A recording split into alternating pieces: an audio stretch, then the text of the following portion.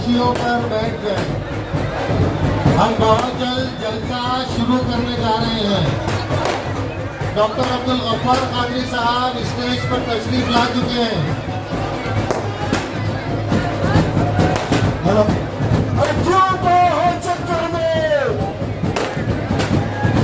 हमने जो पिछले टाइम पे जो गलतियां की थी, आज सुधारने का हमें वक्त आया है।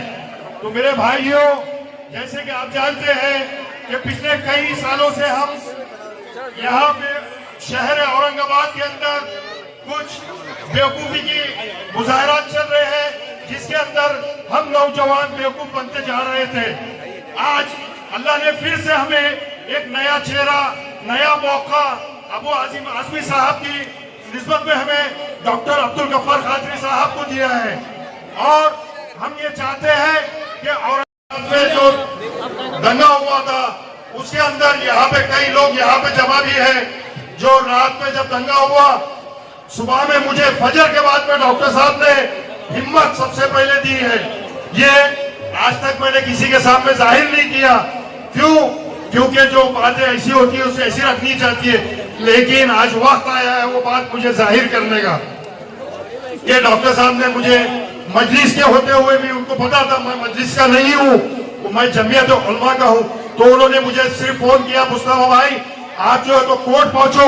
इसके अंदर हमारे कलीम भाई भी गवाह है, इन्होंने भी मुझे बहुत सपोर्ट किया उस टाइम पे। और एक निहत्ता मैं था जो पहले कोर्ट में पहुंचा, जेल में पहुंचा। उन बच्चों के लिए उनके माँ बाप वगैरह, आपके संजय नगर के भी कुछ लोग उसके अंदर मेरे पास में लिस्ट में उनके नाम है। आज उनकी ख्वातीन जो मेरे पास में आती थी वो गवाह होंगी इस बात की कि उन नौजवानों को छुड़ाने के लिए सबसे पहले अगर कोई पहुंचा था तो वो मैं पहुंचा था। लेकिन मुझे जो बैक सपोर्ट था, जो मेन पीछे पावर था, वो इन 2000 लोगों का था। और इसके बाद में हमने माशाल्लाह वो सब काम। स्टेज पे तशरीफ फरमा इस इंतखाबी जलसे के सदर मोहतरम हबीब कुरैशी साहब, हमारे साथ मेहमान खुसूसी और खास तौर पर मौजूद हमारे भाई करीम कुरैशी साहब, दहली से आए हुए नसीम सिद्दीकी साहब, हमारे रऊफ भाई, फैसल भाई, बब्बू भाई, मुस्तफ़ा खान साहब, ताहिर भाई, प्रोफेसर सोहेल जही साहब, बुजुर्गों, अस्सलाम वालेकुम। आज मैं आपके बीच इस इंतखाबी जलसे में मुखातिब हूँ। ये मेरे भाषण से पहले, मेरी गुफ्तगू से पहले एक बात मैं कहना चाहता हूँ कि मैं मोहतरम करीम कुरैशी साहब, हबीब कुरैशी साहब और इनके तमाम साथियों का दिल की गहराइयों से शुक्रिया अदा करता हूँ। मैं इनका एहसानमंद हूँ। पार्टी ने मुझे ठेंगा बताया, मेरे साथ नाइंसाफी की, मुझे 5 मिनट के लिए बात का वक्त नहीं दिया गया। बहरहाल इस मुश्किल हालात में इन दोनों भाइयों ने आगे बढ़कर मेरे कांधे से कांधा लगाकर इस जंग में साथ दिया। मैं इनका शुक्रगुजार। दूसरी बात, मशहूर आलम दीन महाराष्ट्र के नहीं, बैनुल अक़वामी सतह के आलम दीन मौलाना मोहतरम अली जनाब सज्जाद नोमानी साहब का दिल की गहराइयों से शुक्रिया अदा करता हूं। आपको बता दूं, 2024 के पार्लियामेंट के इंतखाबात में नरेंद्र मोदी ने एक नारा दिया था, अब की बार हम 400 से ज्यादा सीटें जीतेंगे। हमारे ये तड़पते हुए दिल रखने वाले आलम दीन, इन्होंने इंडिया गठबंधन बनाया। इंडिया गठबंधन बनाने में मौलाना मोहतरम सज्जाद नोमानी का नुमाया किरदार है। और आपने देखा कि अखिलेश यादव, आप पार्टी हो, राहुल गांधी हो या दूसरी पार्टियां हो, नरेंद्र मोदी को 240 पर सिमटा दिए। यही बात को आगे बढ़ाने के लिए महाराष्ट्र के असेंबली इंतखाबात में मौलाना ने इस फिक्र को आगे बढ़ाने के लिए कि हम समाजों में इत्तेफाक पैदा हो, फिस्ताई ताकतें, फिरका परस्त ताकतें, वो ताकतें जो भारत के संविधान को नहीं मानती है, वो ताकतें जो हिंदुत्व के नाम पर मुसलमानों पर, दलितों पर, आदिवासियों पर जुल्म करती है, उन ताकतों को सत्ता से दूर रखना है।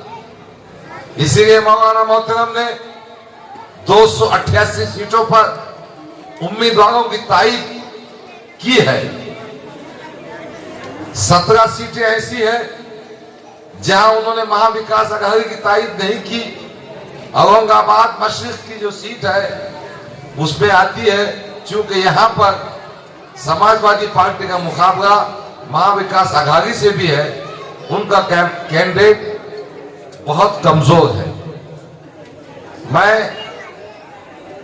एक बात और बताना चाहता हूं। मैं जब 10 मिनट के लिए मौलाना मोहतरम के पास गया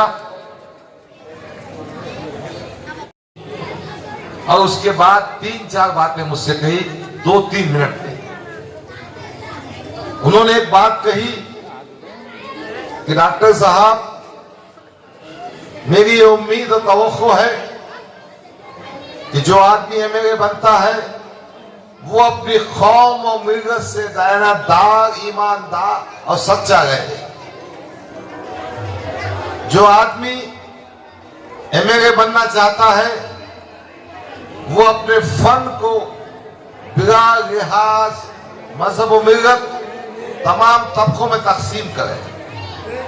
जो आदमी एमएलए बनना चाहता है वो इस बात को खास तौर पर समझे कि ये देश की एकजुटती, आपसी भाईचारा बहुत अहम है। हमको नफरत की दीवारों को गिराना होगा। मैं सलाम करता हूं मौलाना की इन बातों को कि आज हिंदुस्तान गंगा जमुना तहजीब का मजहब देश है। यहां दलित भी बसता है, यहां हिंदू भी बसता है, आदिवासी भी बसता है और अहले ईमान भी रहते हैं। यकीनन मस्जिदों पर लाउड स्पीकर रहेगा, मंदिरों में घंटियां बजती रहेगी, बुद्ध विहार में अपनी इबादतें होती रहेगी। यही देश की खूबसूरती है। मौलाना मोहतरम इस बात को मानते हैं और जानते हैं। मैं आपके बीच कि मेरे किसी जात का, मजहब का नहीं होता, वो सबका होता है और सबका खादिम होता है। मैं एक बात और कहना चाहता हूं, कौन एमएलए क्यों बनना चाहता है। मैंने साफ साफ कह दिया, मुझे किसी किस्म के पैसा कमाने की जरूरत नहीं। मैंने ये भी डिक्लेयर किया है कि मेरी तनख्वाह बैंक में डिपॉजिट हो जाएगी, उसमें से एक पैसा नहीं लूंगा। उसके पूरे फंड को हमारे जन जिम्मेदारों की कमेटी बनाकर जरूरतमंदों में तकसीम करूंगा।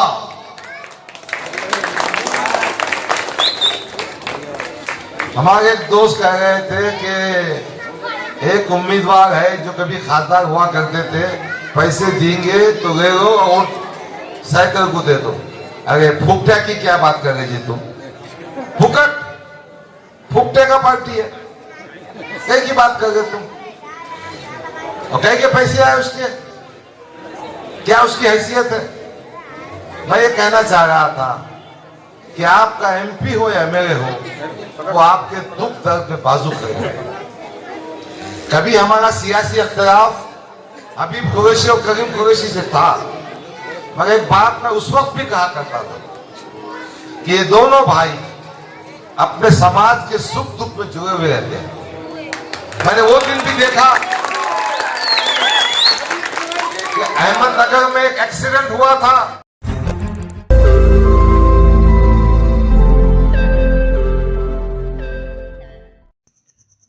रोज नई खबरों को देखने के लिए हमारे औरंगाबाद समाचार चैनल को सब्सक्राइब कीजिए और नोटिफिकेशन पाने के लिए हमारे बेल आइकन को दबाइए ताकि हर खबर की नोटिफिकेशन आपको मिलती रहे।